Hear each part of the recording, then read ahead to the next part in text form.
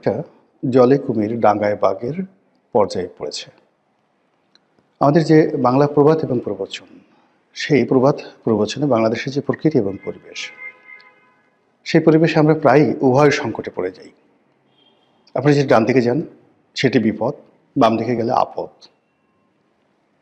সামনে যদি যান গজব, পেছনে যদি যান সেই মৃত্যুকূপ।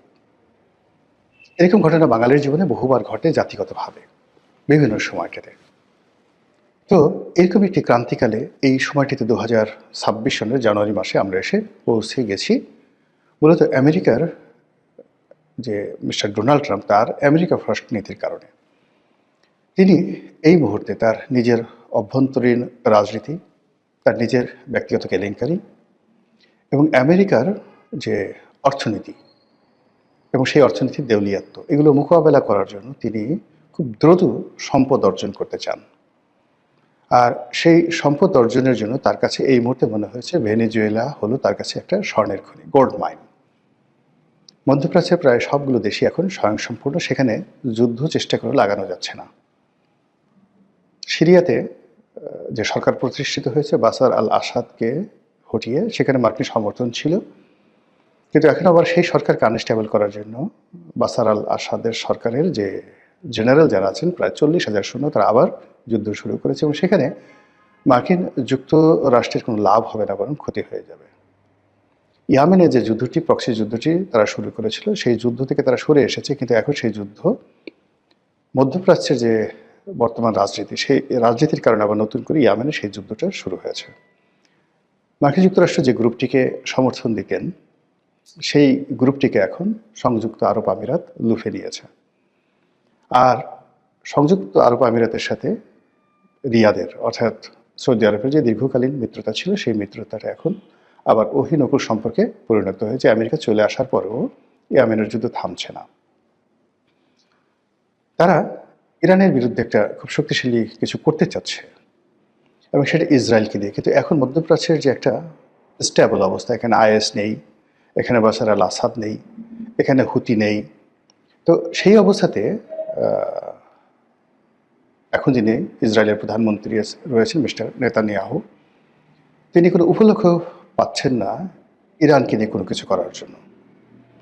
এর ফলে কী হলো, ইরানের অভ্যন্তরীণ বিষয়ে হস্তক্ষেপ করা ছাড়া ইরানের সঙ্গে সরাসরি যুদ্ধ করা বা প্রক্সি যুদ্ধ চালানোর মতো কোনো উপলক্ষ আমেরিকা পাচ্ছে না। এবং সেটা আজকের এই যখন ভিডিওটি করছি, তখন 1950 সাল এবং 1979 সালের মতো প্রায় একই অবস্থা তেহরানে হচ্ছে। দ্বিতীয় বিশ্বযুদ্ধের আগে এবং প্রথম মহাযুদ্ধের পরে জার্মানির যে অবস্থা হয়েছিল এবং যেভাবে হিটলারের উত্থান হয়েছিল এবং যেখানে জার্মান মুদ্রার পতন হয়েছিল, ঠিক একইভাবে ইরানের যে রুপি বা ইরানের যে মুদ্রা, সেই মুদ্রার দরপতন ঘটেছে।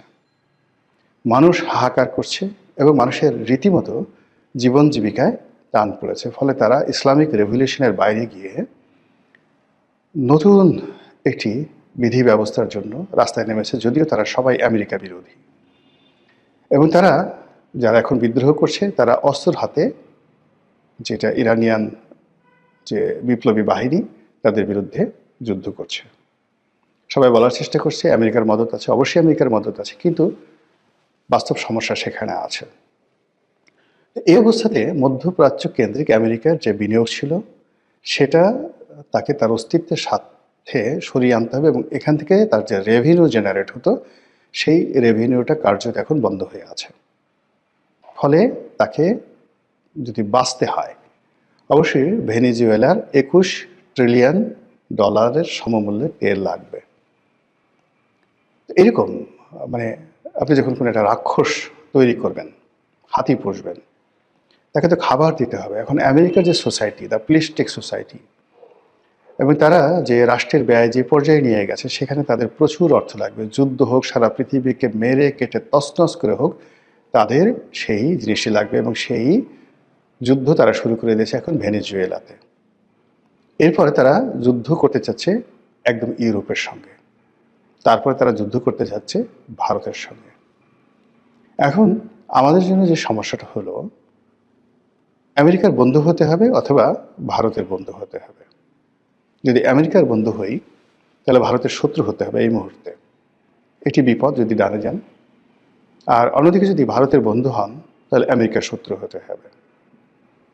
এবং এখানে গত 17 মাসে আমেরিকা যেভাবে আইএসআইয়ের মাধ্যমে, পাকিস্তানের মাধ্যমে তাদের বিভিন্ন স্তরে যে একটা অটো ম্যানেজমেন্ট তারা গড়ে তুলেছে, যেটি স্বাধীনতার পরে আমেরিকা এটা পারেনি, ভারতও পারেনি। তারা কিন্তু গত 17 মাসে এটা করে ফেলেছে। এখন আমেরিকা এবং পাকিস্তান ইচ্ছে করলেই বাংলাদেশে তাদের যে কোনো একটি গোয়েন্দা নেটওয়ার্ক দিয়ে ভেনেজুয়েলার মতো একটা কাণ্ড এখানে ঘটাতে পারে। অন্যদিকে দিল্লি কিন্তু বসেছিল না। তারা গত 15 বছরে যেভাবে চোখ বুজে শেখ হাসিনার উপর নির্ভর করে তাদের অনেক কার্যক্রম তারা বন্ধ রেখেছিল, অনেক ব্যাপারে ঢিলেমি দিয়েছিল। এ কারণ হলো হুকুম দিলেই হয়ে যায়, সেখানে তো তাদের নিজেদের কোনো বিনিয়োগ করার দরকার পড়ে না। সেই কাজগুলো দিল্লি করার পরে যখন তাদের পুরো পররাষ্ট্রনীতি, কূটনীতি, তাদের যে গোয়েন্দা তৎপরতা বাংলাদেশকে ঘিরে সব কিছু মুখ থুবড়ে পড়ে যায় 2024 সালের আগস্ট মাসে। এর ফলে কি হলো, দিল্লিতে তোলপাড় শুরু হয়ে যায়। নরেন্দ্র মোদী সরকার, তার পররাষ্ট্র বিভাগ, তার সামরিক বিভাগ, বেসামরিক বিভাগ, সীমান্ত বাণিজ্য, সীমান্ত নিরাপত্তা সব মিলিয়ে তছনছ অবস্থা। তো সেখান থেকে তারা বাংলাদেশকে ভয় দেখিয়ে, তাপ দেখিয়ে, চাপ দিয়ে যে সম্পর্কটি স্থাপন করার চেষ্টা করেছিল সেটা আসলে হয়ে ওঠেনি। আবার ডক্টর মোহাম্মদ ইউনূস সরকার প্রথম দিকে ভারত বিরোধিতা করেছে, পরবর্তীতে যখন ভারতের বন্ধু হতে চেয়েছে তখন আবার ভারত ঘাড় বাঁকা করেছে। আর এখন এমন একটা অবস্থা হয়ে গেছে অ্যাট দিস মোমেন্ট 2026 সালের জানুয়ারি মাসে আমেরিকা এবং ভারত তাদের সর্বোচ্চ আকর্ষণ দিয়ে, এটাকে আপনি গ্র্যাভিটি বলতে পারেন বা মহাকর্ষণ শক্তি বলতে পারেন, এটা দিয়ে এখন বাংলাদেশকে টানবে তাদের পক্ষে। এবং সেই পক্ষে টানার জন্য যত রকম অনার সৃষ্টি তাদের করা দরকার, যেটি উভয় দেশই এই ব্যাপারে কিন্তু যথেষ্ট পটু। ভারত তাদের প্রতিবেশীর উপরে নানা সময় প্রভাব বিস্তার করতে গিয়ে সে সকল দেশে যুদ্ধ লাগিয়ে দিয়েছে। যেমন ধরুন নেপালে, শ্রীলঙ্কাতে। এবং শ্রীলঙ্কাতে তারা সৈন্য পাঠানোর ফলে সেখানে যে তামিলনাড়ুতে বা তাদের যে ভারতের তামিলনাড়ুতে এবং শ্রীলঙ্কার যারা তামিল জনগোষ্ঠী, সেখানে যে বিক্ষোভ এবং বিদ্রোহ শুরু হয়েছিল, তার কারণে রাজীব গান্ধীকে প্রাণ দিতে হয়েছিল এবং শ্রীলঙ্কার একজন প্রেসিডেন্টকেও কিন্তু মরতে হয়েছিল। তো কাজেই ভারত ঝুঁকি নিতে জানে।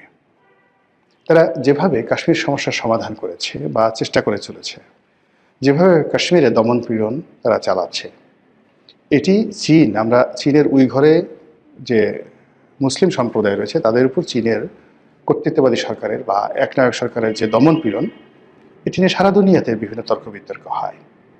কিন্তু কাশ্মীরে ভারত যে কাজগুলো করে যাচ্ছে, সেই কাজের ব্যাপারে ভারতের ভিতরে এবং ভারতের বাইরে হোয়াট এভার মেবি যা কিছু হোক না কেন, ওটা ভারত ড্যাম কেয়ার। ভারত এই যে কিছুদিন আগে সেখানে যে সামরিক অভিযান চালিয়েছিল, যেখানে প্রায় 8 লাখ সৈন্য, কল্পনা করতে পারেন 8 লাখ ভারতীয় সৈন্য সেখানে কাশ্মীরে তারা মোতায়েন করেছিল। তো এরকম তারা যখন সিকিম দখল করেছিল, হায়দ্রাবাদের নিজামকে তারা ক্ষমতাচ্যুত করেছিল, তারা যে সময়টাতে পাকিস্তানের সাথে যুদ্ধ করেছিল, একটি বারের জন্য কিন্তু তারা নীতি নৈতিকতা বা সারা দুনিয়া কি বলল তারা চিন্তা করেনি। এমনকি 1971 সনে যখন বাংলাদেশে তারা অপারেশন চালালো, পাকিস্তানের সঙ্গে যুদ্ধ বাঁধিয়ে দিল এবং যেভাবে বাংলাদেশের মুক্তিযুদ্ধে তারা প্রথমে লজিস্টিক সাপোর্ট দিল, তারপরে সমর্থন দিল, এরপরে স্বীকৃতি দিল, এরপর নিজেরা সরাসরি যুদ্ধে জড়িয়ে পড়ল। আপনি এরকম দ্বিতীয় কোনো রাষ্ট্র গত 70 বছরে পৃথিবীতে ফর্ম হয়েছে যারা যুদ্ধ করতে গিয়ে একটা মিনিট চিন্তা করে না, এরকম একটা রাষ্ট্র ভারত। তো আমেরিকা সেই তুলনায় রাশিয়া কিন্তু বা মিস্টার পুতিন অনেকটা লিবারেল, অনেকটা লিবারেল। তো আমরা এখন সেই যে আমেরিকা এবং ভারত এই দুটো রাষ্ট্রের যে জাতাকল, সেই জাতাকলের মধ্যে পড়ে রীতিমতো যারা বুঝতে পারছেন তারা কাতরাচ্ছেন, আর যারা বুঝতে পারছেন না তারা বেকুবের মতো হা করে তাকিয়ে আছেন। আর এই সময়টিতে একটা দেশের অর্থনীতি যেরকম থাকা দরকার, রাজনীতি যেরকম থাকা দরকার, এরকম একটা পরিস্থিতিতে ন্যূনতম একটা স্ট্যান্ডার্ড থাকলে এগুলো মোকাবেলা করা যায়। যেমন ধরুন, একজন প্রেসিডেন্টকে ধরে নিয়ে যাওয়া হয়েছে, কিন্তু ভেনেজুয়েলার প্রশাসন ভেঙে পড়েনি। সেখানে ভাইস প্রেসিডেন্ট ক্ষমতা নিয়েছেন, মন্ত্রী পরিষদ বহাল আছে এবং জনগণ রাস্তায় নেমে আসছে এবং একই সঙ্গে সেনাবাহিনী তারা যুদ্ধ করার জন্য প্রস্তুতি নিচ্ছে, প্রায় ৩.৫ লাখ সেনাবাহিনী। তো কাজেই সেই যে ভেনেজুয়েলার যে অবস্থা হয়েছে, এর যদি ১০০ ভাগের ১ ভাগ বাংলাদেশে ঘটে, বাংলাদেশের ডক্টর মোহাম্মদ ইউনূস, শেখ হাসিনা, তারেক জিয়া বা এদের কাউকে ধরে নেওয়ার দরকার নেই আমেরিকার। এখান থেকে যদি যে কোনো একটা সাধারণ মানুষকে শুধু প্রকাশ্যে ধরে নিয়ে যায়, এতে বাঙালির যে কম্পন শুরু হয়ে যাবে, বাঙালির যে ভয়, মানে যারা সীমান্ত পাড়ি দিতে পারবে তারা তো সীমান্ত পাড়ি দিবে, আর যারা পাড়ি দিতে পারবে না তারা বলবে বেঁচে থাকার চেয়ে বঙ্গোপসাগরে ডুবে মরা অনেক অনেক নিরাপদ, এবং তারা সেই কাজটি তারা করবে। বাঙালি যখন খুব রাগ হয়, প্রবল বেগে তারা ছুটতে থাকে, আর যখন তারা ভয় পায় প্রবল বেগে তখন তারা পিছু হটতে থাকে। 1971 সনে 7.5 কোটি বাঙালি। তো চিন্তা করুন যে 7.5 কোটি বাঙালি 25শে মার্চ তারিখে পাকিস্তান অপারেশন সার্চলাইট চালালো, অর্থাৎ রাজারবাগে হত্যাকাণ্ড চালালো। আর ওই দিন 1 সপ্তাহ থেকে 15 দিনের মধ্যে 1 কোটি লোক বাংলাদেশ ছেড়ে তারা পালিয়ে গেল। এর মধ্যে ওই সময় যে ভিডিও চিত্রগুলো আপনি যদি দেখেন, একেবারে নিতান্ত দরিদ্র, কিচ্ছু নেই, শুধু প্রাণটা ছাড়া।